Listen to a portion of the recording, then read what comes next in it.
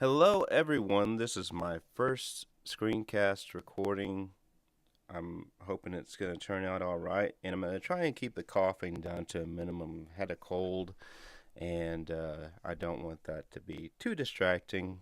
Hopefully, my voice doesn't sound too weird from congestion and some things I've had for about the last week. But anyway, what I wanted to do was to show everybody um, I have a new Christmas album out. Technically, I was working on it last year too, but uh, this is the first time it's seen the more promotion and wide release and that sort of thing. And I kind of want to give a little bit of behind the scenes on how I made it. Um, I think hopefully it'll be fascinating for some people because none of the album was done except for with the exception of the voices. Nothing was done with what you might call traditional real instruments. I mean, the sounds were of traditional instruments, and some even kind of old timey medieval kind of sounding things. But what I'm going to show you is kind of how I accomplished that. And as you can see, I've got Logic 10 loaded here. And this is all of the music. It's in MIDI format, most of it, except for the voices here. And I have a plethora of audio libraries, these different instruments that the MIDI plays. Here's one, for example. All my guitar parts are in this spicy guitar, which is actually a really cool free instrument. I think it's still available. It's by, wait for it, Keolabs. Really great instruments, realistic sounding. But as you can hear, I've got my MIDI keyboard that I use for input here.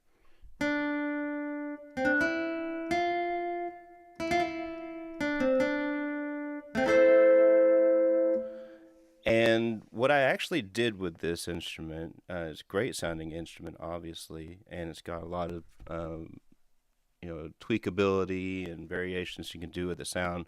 But what I did was I was really wanting to have the sound of a classic lute, which is a medieval instrument.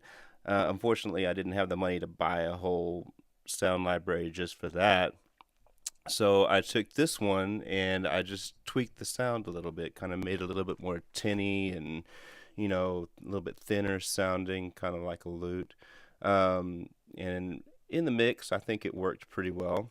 I've got some other ones. I can't go into them at into the instruments at depth, just because I've got a lot of them. But Elven Choir, here's one. It's a great one on Lumina. It's one of the earlier sound libraries I bought, and one of my earlier big investments by ProjectSam, which is really, really good quality stuff.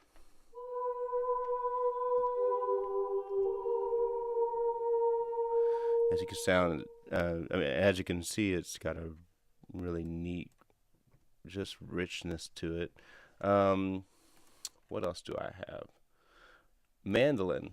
It's funny, it's another freebie. I don't do all free instruments. I'll just have to kind of take my word for that. But actually, it was about a $2 instrument. So, no, it wasn't a freebie, but it's really cool little instrument by Spitfire, British company.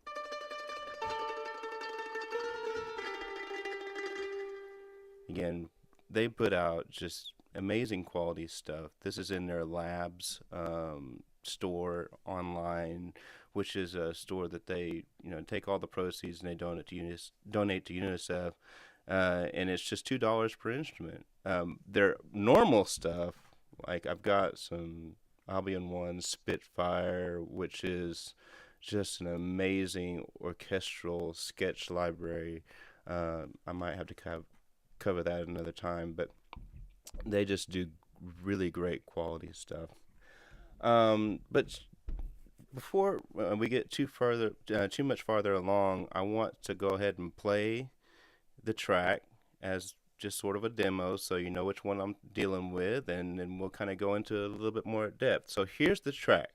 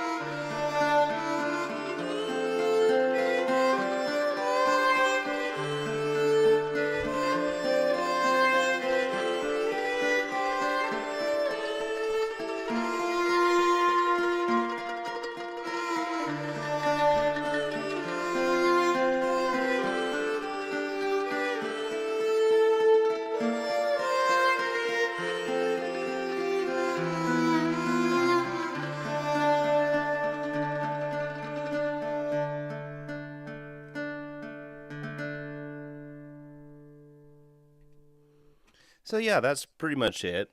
Um, it's available on iTunes. It's actually available on Pandora, which is it was exciting for me whenever I got on there. But and I hope the sound's coming through okay. Again, this is the first time I've ever done this. My studio, this is in my home studio, which was not really originally designed for like screencasting or podcasting things. It's designed as a recording and mixing mastering studio. So and right now I'm kind of having to rewire some things, so my voice sounds really weird to me. It's kind of echoey and delayed. So if you hear me sound kind of funny sometimes, it's because of my monitoring is odd. But just bear with me. This is the first track on my CD that I mentioned, Dreams of Christmas Past. And this is the first Noel, if you recognize it. It's done in a different, more medieval mode, and so it's not exactly the same tune, but it's inspired by, and it bears enough similarities that you can pick it out. I think.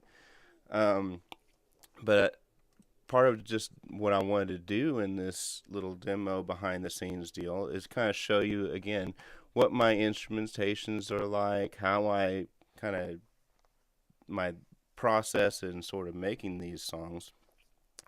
And you'll hear it start out. I call this, let me expand the track back. There it is, guitar rhythm. It's a little bit of a misnomer, but for lack of a better term, this is what holds down the tempo at the beginning. It's not really a rhythm guitar, it's picked, but it's not the lead. So I just called it the rhythm guitar. You solo that and just play a little bit.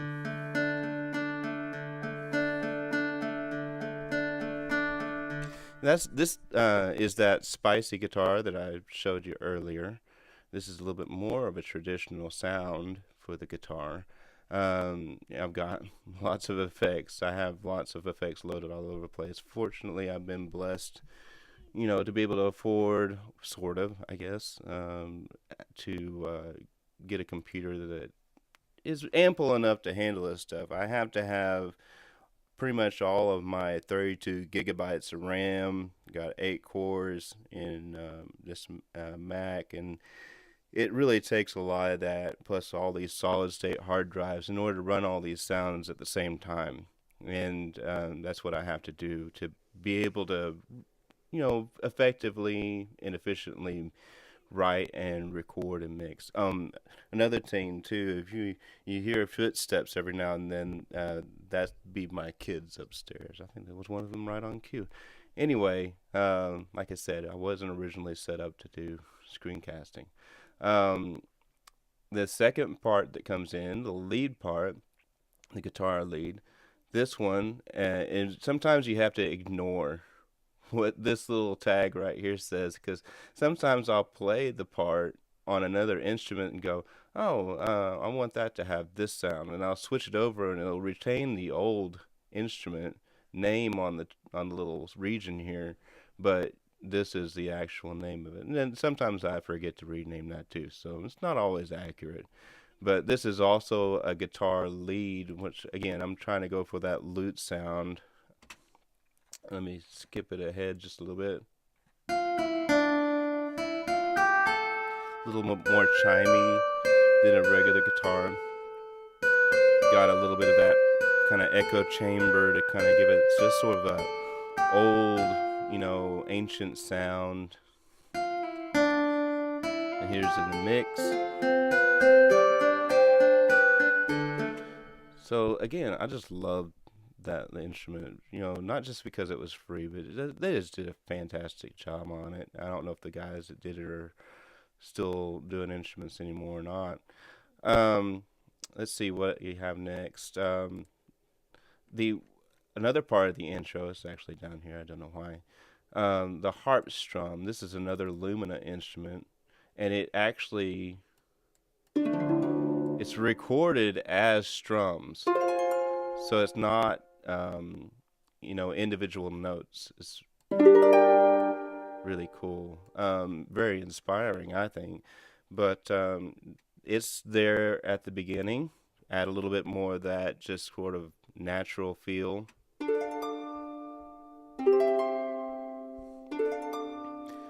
And it's not, the big harp that you think of in an orchestra or something like that. It's actually a Celtic harp, which helps a lot. That's sort of the area of the world I'm trying to pull from a little bit more. Let's see, what else do we have? This part right here. What instrument I have on that one? This is the same harp, but in single notes.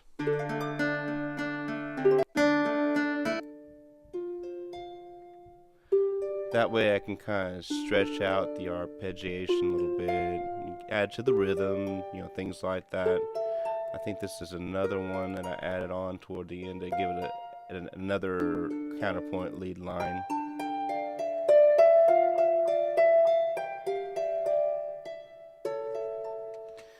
You might be hearing a little bit of popping and clicking. That's not in the track. That's probably, again, due to my setup, trying to do my voice and this and run the screen recording all on the same computer. So it might get a little artifacting. If it gets too bad, I might just have to cut it short. But, again, I hope you get the idea of what all I've done.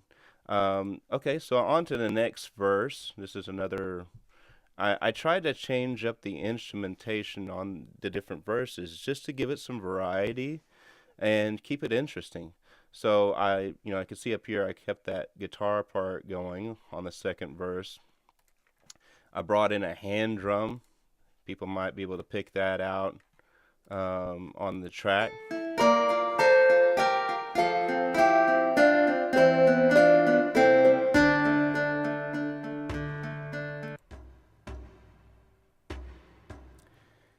This is a neat little drum that I've had for a long time. I forget what library it came with.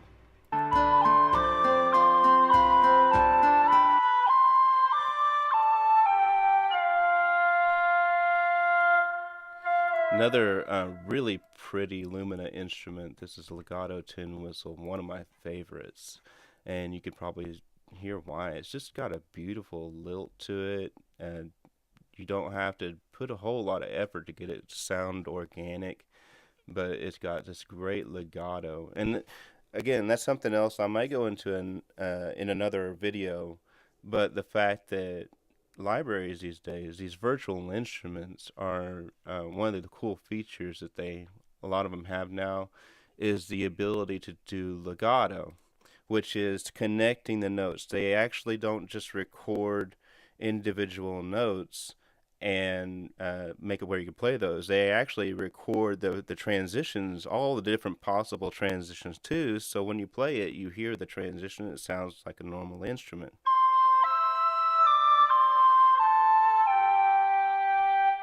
So pretty. Another one, this one's a recorder. Again, you go by this tag here. That gets added toward the end of the solo to make it a duet, give it some harmony.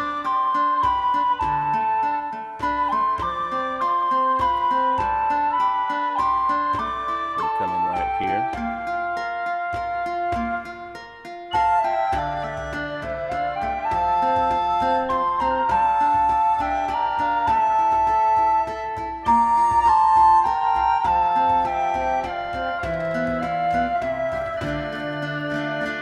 Now we're going into the sort of bridge part here. This is an addition of mine. It's not anything to do with the original carol. I just threw it in to give it a little bit more variety still.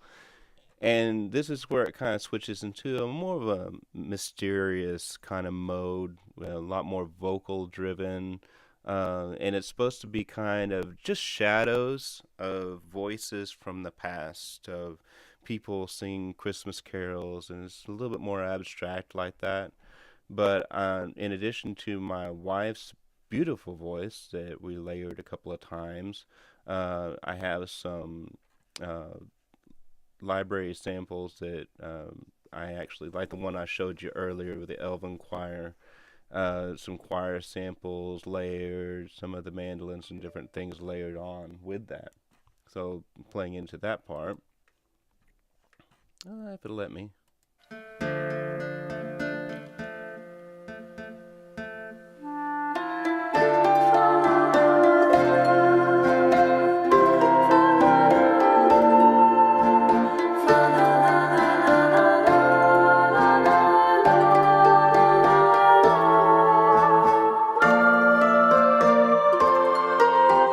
Right there with the ooze kick in, that's partly my wife, it's partly that ooh in the choir.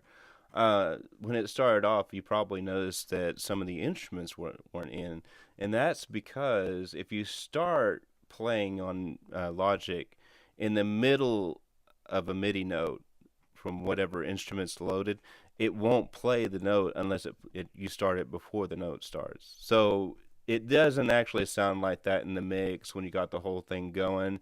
It's just because of where I started it. But let's see if I can bring up, I don't know where that, I think maybe the Elven Choir or this choir. This is a choir that came with Kontakt, which is a sample instrument player. And it's got some pretty cool little features that just come with it when you buy the full Kontakt player. But this is the choir.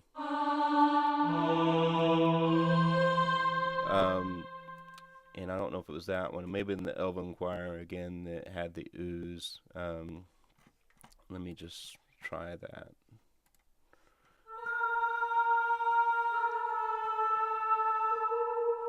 Yeah, there's the ooze. And layered it on to give it a little bit more thickness and just kind of a spread and a nice ambience to it. Okay, well, not a lot left. There's just a little bit toward the end of the song. I'll go ahead and probably finish that out. What's still solo? There we go. And it ends up at the very end one more time through the verse, and it's much more simplified now. That's where you hear that guitar sort of picked rhythm is still in there, but that's where that mandolin comes in with a little background, it's a tremolo type thing, and then this viola, which is actually called something called a deruba, which is it's an Eastern instrument. But the reason why I used that is because I was going for something more like what's called a psaltery. It's another medieval instrument that's like a bowed instrument, kind of like a violin, but a lot more kind of arcane sounding. And that's why I really liked the sound of this for that instrument, and you'll hear why.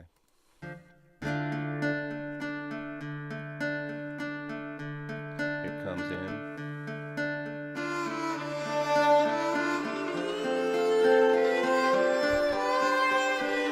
Nice slides in there. Solo out the mandolin for a second. Here's that stringed instrument just by itself.